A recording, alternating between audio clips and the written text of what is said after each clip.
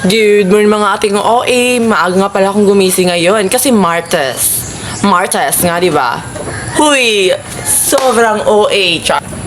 Kaya samahan niyo ko kasi mag-get ready with me tayo ngayon. Chari.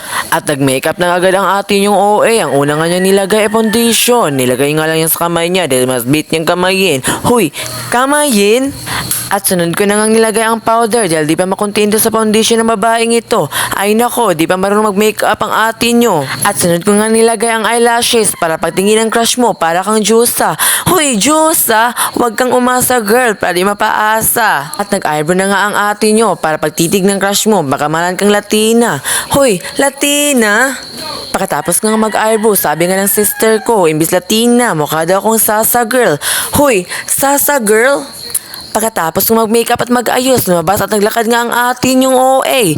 Dahil nga malayo ang kasada at motor dito, tudulakad muna ang atin nyo. At habang naghihintay ng tricycle ang babaeng ito, nagpa-video muna ang atin nyo. At sumakay na nga ang atin yung OA, di nagpatumpik boom karakaraka na baka'y maliit pa.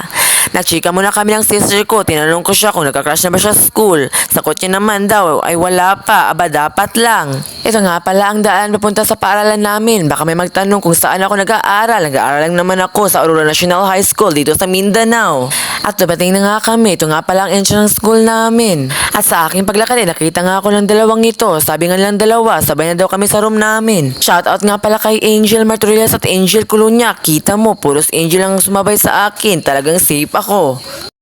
Hi guys! Nasa may kami sa eskwelahan. Today's video guys. What is the guys? Today's video guys. Quiz namin. 0/0. Shoutout din kay Summer Dimpas at Jamaica Reyes. Gusto nga nilang sumali sa vlog ko. Yun lang. Bye.